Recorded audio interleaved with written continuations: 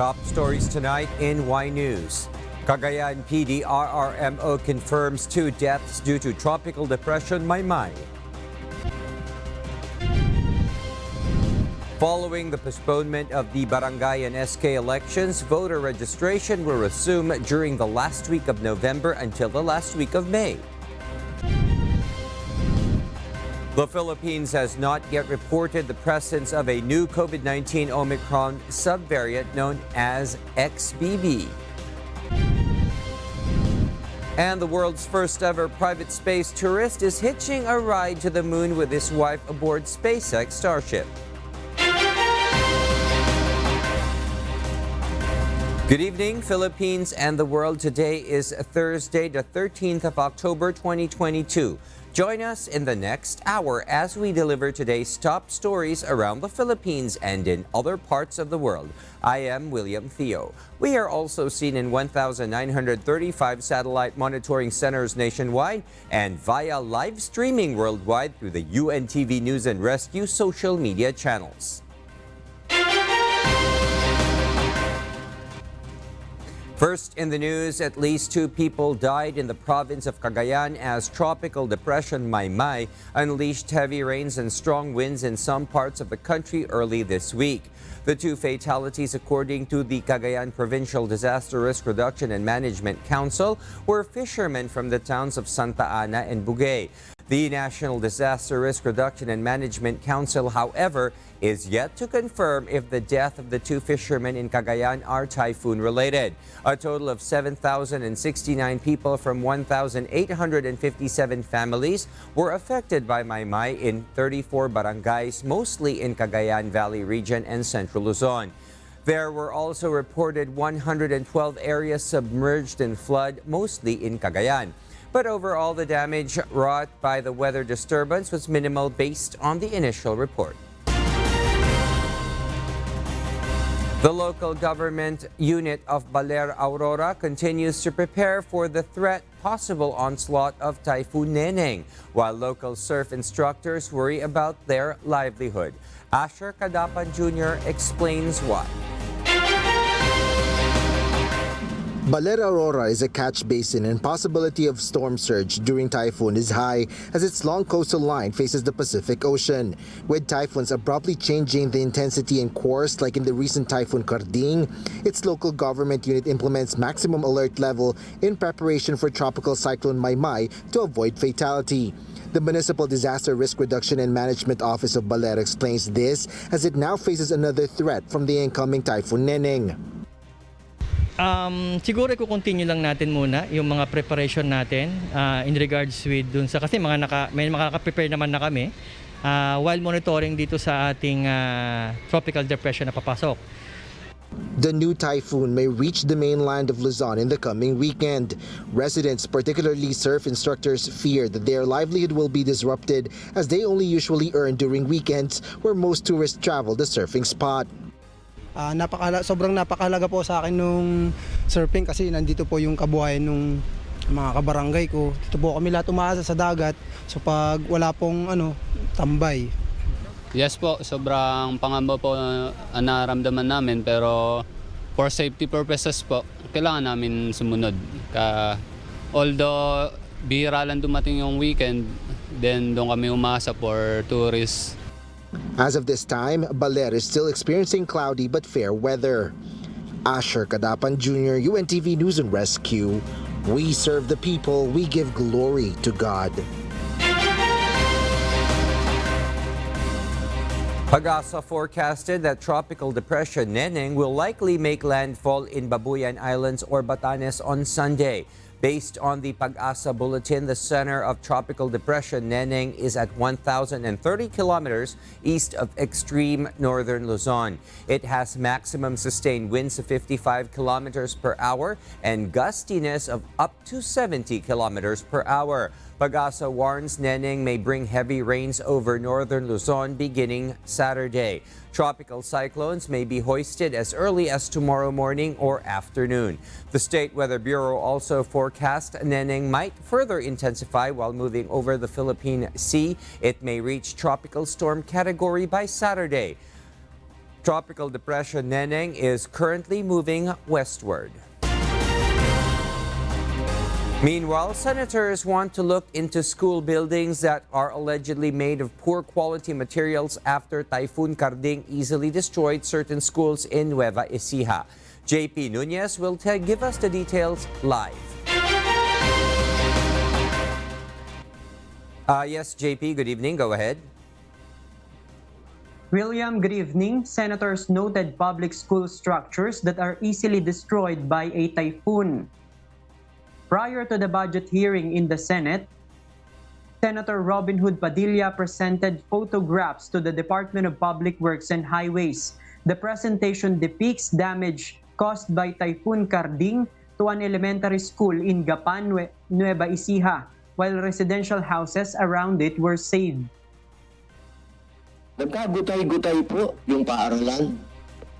Pero yung pong mga katabi niyang bahay na sasabi po natin na ito pong mga bahay, mga katabi niyang bahay, karamihan po dyan ay walang arkitekto o walang engineer, sila-sila lang po ang gumawa. Ayos. Yung pong paaralan at yung pong gym, balik ko po lahat. Mga bakal. Ay, parang dumaan po dyan ng kalaban ni Superman at iniikot-ikot.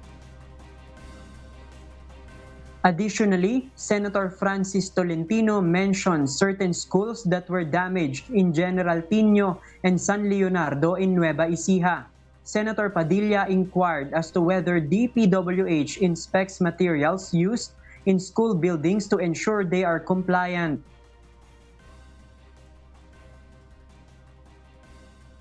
Tanong ko lang po, wala po ba tayong paraan para alamin kung ito pong mga material po nito ay substandard? Paano po kung may na-aksidente po dyan?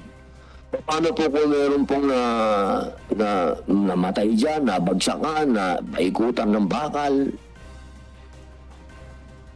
According to DPWH Secretary Manuel Bonoan, there are public school buildings whose projects are under the control of the local government.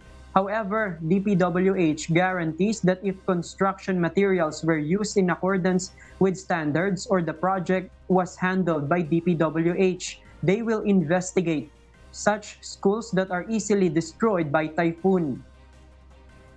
Meron din po yung mga projects that are being implemented by the local government units. Meron din silang municipal engineers and we leave it up actually to their responsibility also. And I agree with the good senator that we need to investigate actually what has happened to here. I hope that this is just an isolated case. Under the school building program of the DPWH and the Department of Education, public school buildings should sustain up to 350 kilometers per hour of typhoon. That is our latest live here in Quezon City. Back to you, William. Yes, thank you, JP Nunez, reporting live from Quezon City. Some senators advised the Commission on Higher Education, or CHED, to conduct a review of its guidelines for implementing face-to-face classes in higher education institutions. Janice Inhente will tell us why. Despite the pandemic, the government nevertheless urges all schools in the nation to think about doing in-person classes as the best method for learning. A few lawmakers have noted that state universities are not required to return to physical classes under the directives of the Commission on Higher Education. All SUCs, local universities, colleges, and private HEIs may conduct face-to-face classes for all programs according to CHED Memorandum Order No. 9 Series of 2022. Senator Pia Cayetano claims that it appears as though CHED has granted HEIs the authority to decide whether or not without providing any justification. I have to look at what you issued, and that the use of the term may seems to have had that effect na choice pala nila yon, even though there are no more reasons na they do not open face-to-face. Hindi naman pinagbawal ng LGU. Wala namang IATF prevention. Wala namang specific. In fact, you have one issuance where tinanggal nyo pa talaga yung mga physical barrier, distancing, that you were very clear about. Wala na yan. That, no? A clearer memo, Madam Chair. We can do that. So should we change this to shall? So should you issue a CHED Memorandum Order number 9 na we can do that. We can do that. Cayetano continued by saying that while universities say they are now in flexible learning, some of their programs are completely online or using a full distance approach. De Vera explained that due to the increasing number of enrollees, some schools cannot afford to accommodate the volume of students. To encourage more schools to adopt a physical learning approach, De Vera, however, committed to reviewing its guidelines.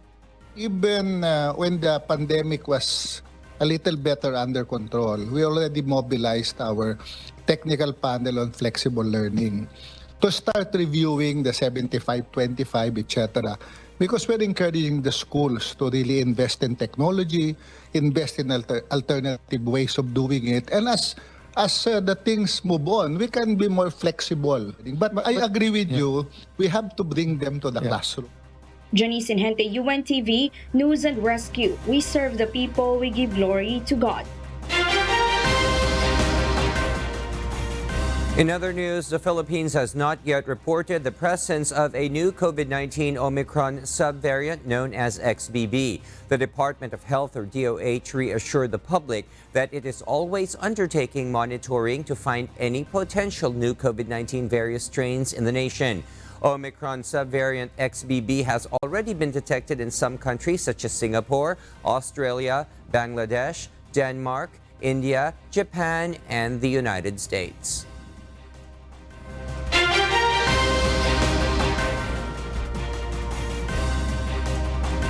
8 people have been arrested following the Crimea bridge bombing that Russian President Vladimir Putin has called an act of terrorism. From London, United Kingdom, here's Giona Privado to tell us the details live.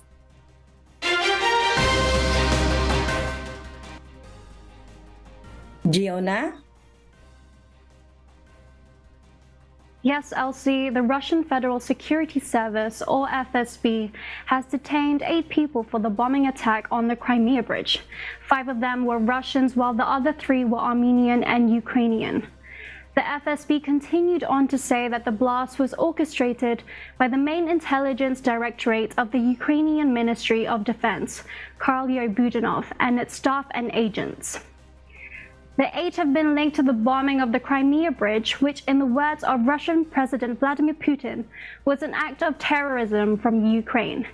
However, Ukrainian officials have dismissed these allegations as nonsense. Blasts on the Crimean bridge were seen as a strong symbolic attack on the Russian president, who opened the bridge back in 2018, announcing the Russian annexation of Crimea. Russians have responded by launching a wave of missiles on Monday, striking the central of Ukraine, Kyiv, and killing 19 people. Ukrainian President Volodymyr Zelensky has encouraged countries to strike Moscow with more sanctions as a reaction to the new wave of terror, as missile strike on the country continued on Tuesday. Meanwhile, NATO and G7 group bloc, which consists of Germany, France, Italy, Japan, Canada, UK, and US, have assured that they would continue to provide support to Ukraine for as long as it takes. Elsie? Thank you, Giona Privado, reporting live from London, United Kingdom. Xi Jinping is anticipated to get a third 5-year term from China's ruling Communist Party. Nerissa Dando tells us why live.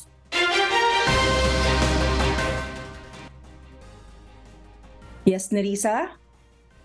Good evening, Elsie. On October 16th, Sunday, all eyes will be on the 20th National Congress of the Chinese Communist Party, where President Xi Jinping is likely to secure his third term as China's top leader. A constitutional amendment on president's 2 consecutive term limit was abolished by the national legislature in 2018, enabling Xi Jinping to stay in power beyond 2023. President Xi Jinping's achievements as a leader were compared to the founder of the People's Republic of China, Mao Zedong, and the Chinese revolutionary leader, Deng Xiaoping.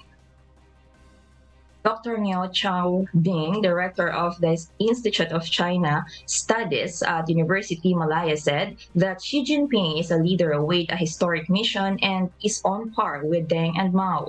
Meanwhile, Dr. James Char, an expert at Nanyang Technological University, said that Xi Jinping is a more ambitious leader.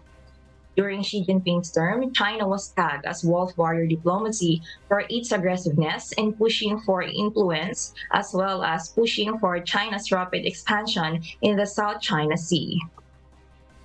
Furthermore, Xi Jinping's domestically popularized China Dream is expected to carry on his next term, although his focus is not easy to predict due to the external environment faced by China, according to Dr. Bing. Elsie? Thank you, Nerissa Dando, for that live report. Scientists have reported a new discovery exposed by the ongoing water level crisis in Lake Mead in the United States of America. Monica Canlas tells us why.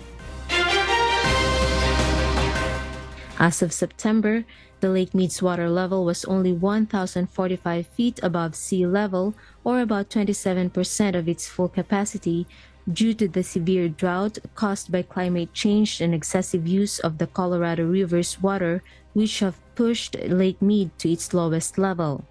The U.S. Bureau of Reclamation projects that Lake Mead will fall to 1,050 feet by January 2023. Meanwhile, due to these low water levels, scientists have been given the opportunity to examine the sediment that hasn't been exposed for almost 100 years. Eugene Smith, Emeritus Professor of Geology at the University of Nevada, Las Vegas, and co-author of the study, stated that the discovery and understanding of past volcanic events will help experts develop plans to deal with volcanic eruptions in the future.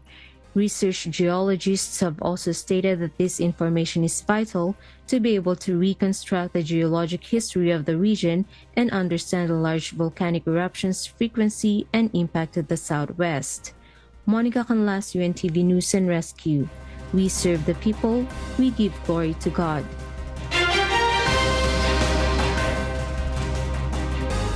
We'll share more global stories with you later, but for now, back to you, William. Yes, thank you, Elsie.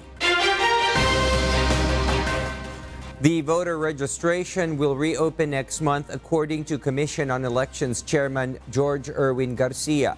Dante Amento tells us why. Following the President's signing of Republic Act 11935, which postponed the 2022 barangay and SK elections, the Commission on Elections, or COMELEC, must take certain adjustments. The ongoing nationwide voter registration will begin next month, according to the Commission. Magpaparehistro muli tayo ng mga botante, yung mga naging mga 14 na magiging 15, yung mga 17 na magiging 18, yung mga hindi nakaboto ng dalawa magkasunod na election and therefore na-deactivate sila po ay ating kukumbinsihin na magparehistro muli mula sa katapusan ng Nobyembre hanggang sa katapusan ng Mayo. 5 to 7 million new voters will be added to the current registered voters.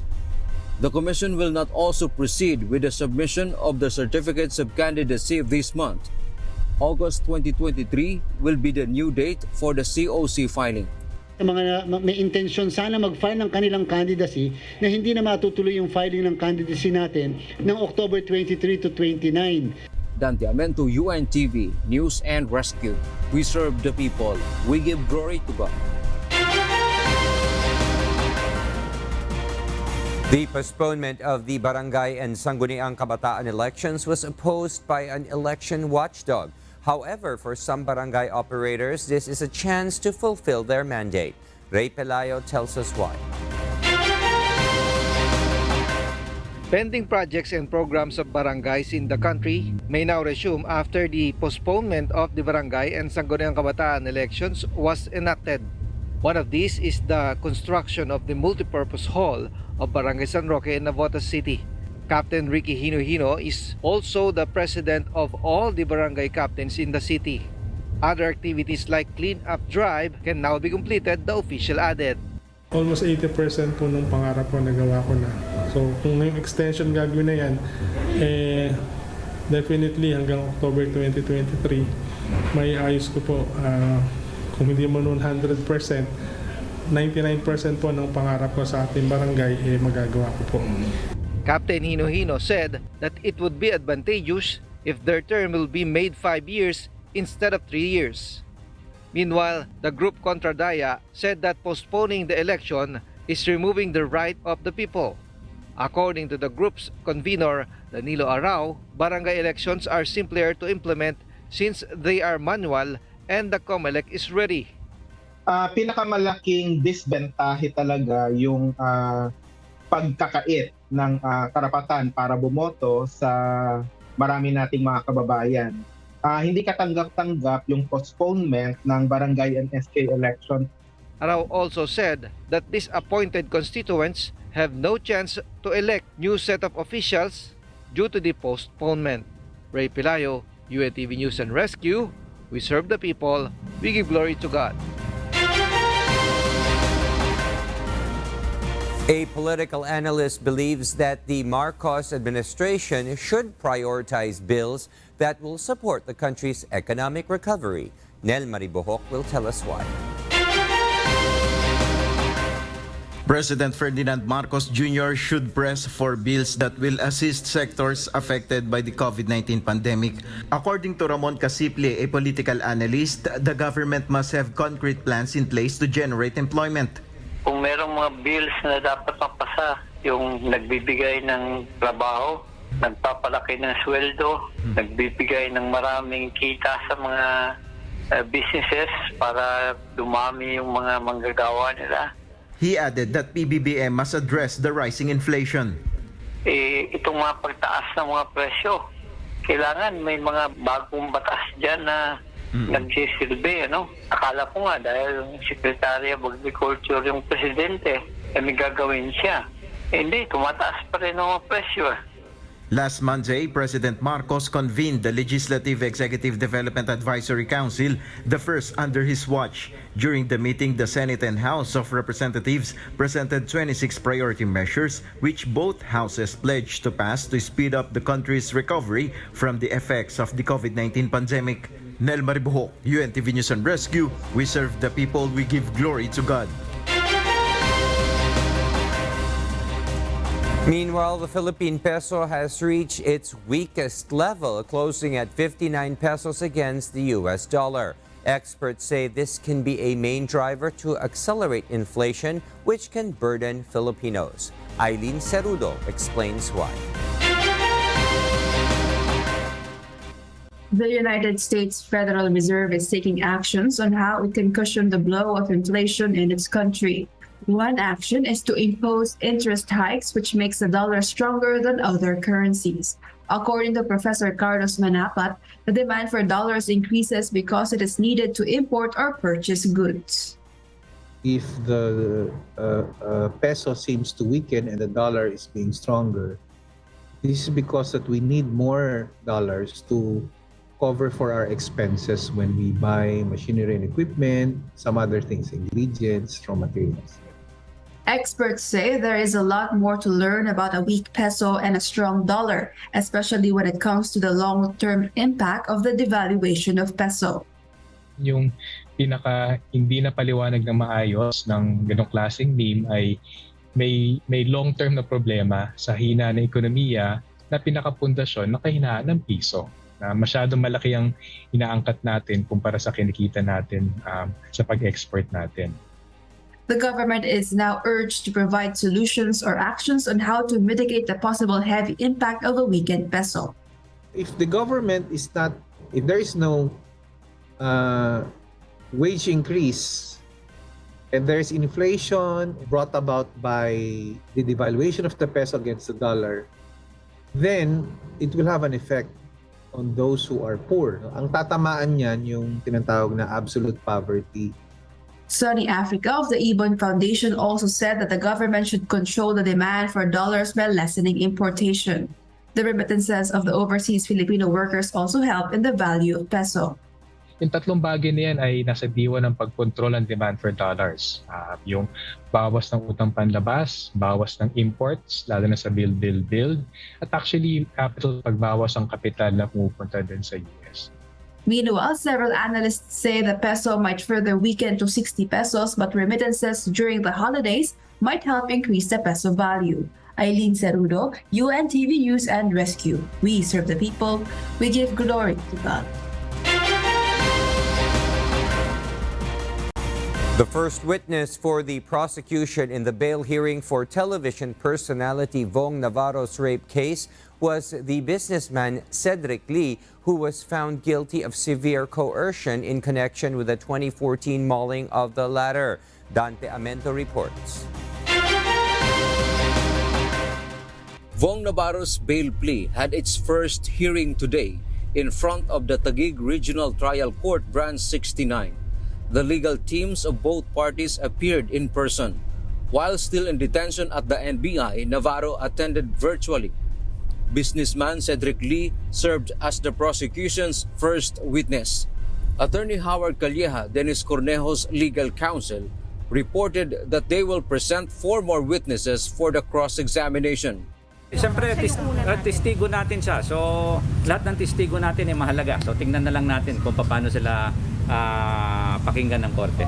The next bail hearing would be on Monday, October 17, and a new prosecution witness will appear in court. Meanwhile, Navarro's camp believes the evidence against their client is weak, but they leave it to the court to decide over the issue. As I said, this is a matter that is already before the court. So in the end, it's the court which will decide, and we have to go through the process. The final bail hearing will take place on November 10, 2022. Dante Amento, UNTV, News and Rescue. We serve the people. We give glory to God.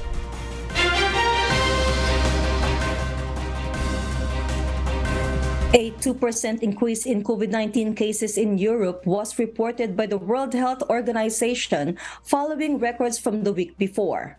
Paul Gatchalian will tell us why live.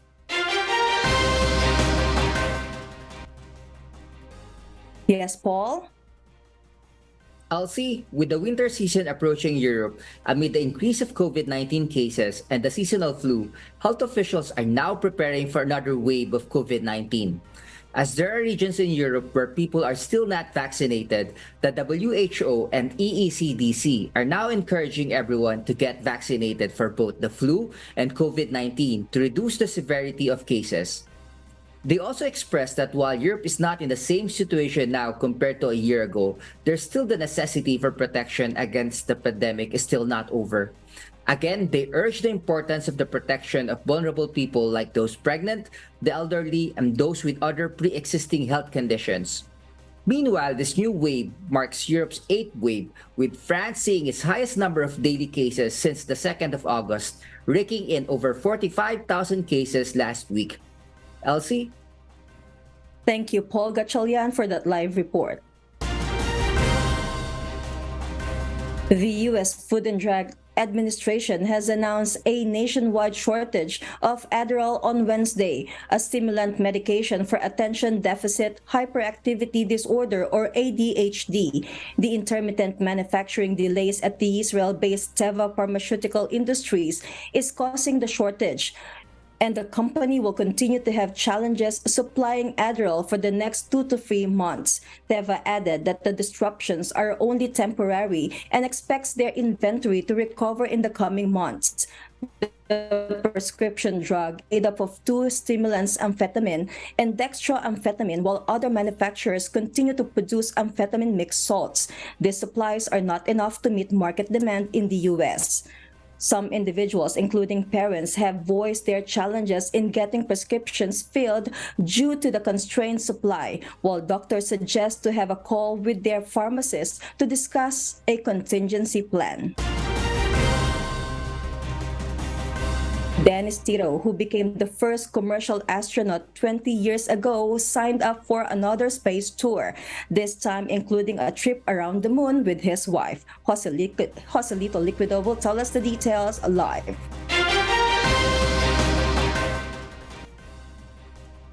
Joselito? Good evening, Elsie.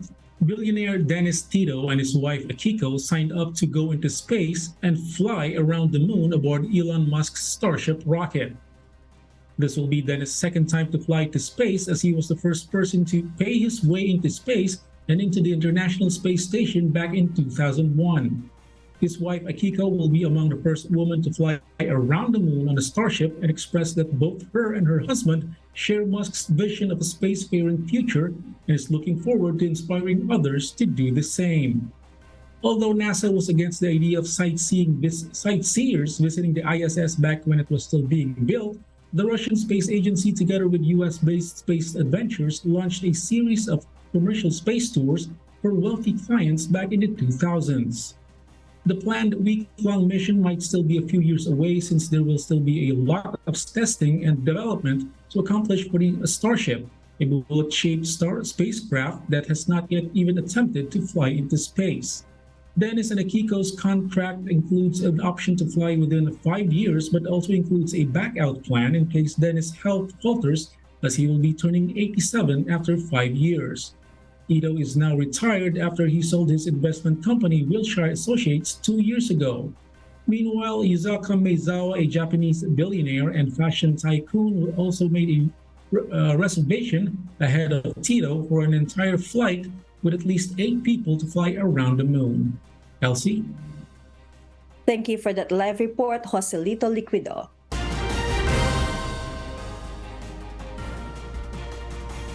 And those are the reasons behind the news in other parts of the globe. I am Elsie Marcos, live from Auckland, New Zealand. Good evening. Our Kasangbahay, as the world faces these trying times amid the pandemic caused by coronavirus, we are inviting everyone to join the global prayer for humanity. Good day. I'm Brother El Soriano of the members of the Church of God International. I want to invite you to join us in a minute of prayer every day to pray for humanity and the whole world as we go through these perilous times. While safety measures like washing of hands and strengthening of our immune systems may help us through this horrible predicament, there is still no precaution or cure more powerful than God's mighty intervention. And we need His intervention now more than ever. It doesn't matter what religion you are in or what denomination you belong. This is an invitation for all the people around the world who cares for the future of their family, friends, loved ones, and humanity as a whole. Everybody is welcome to pray with us.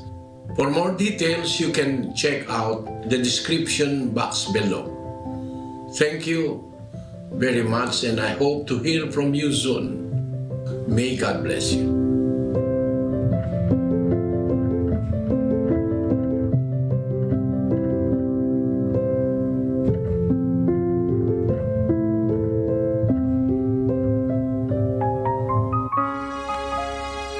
And before we close, we will leave you with a word, giving glory to God from the book of Romans, chapter 5, verse 3. It says, "And not only so, but we glory in tribulations also, knowing that tribulation worketh patience."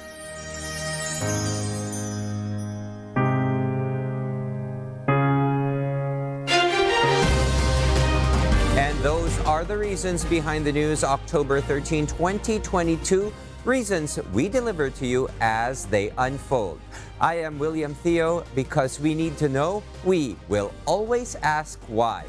We serve the people, we give glory to God.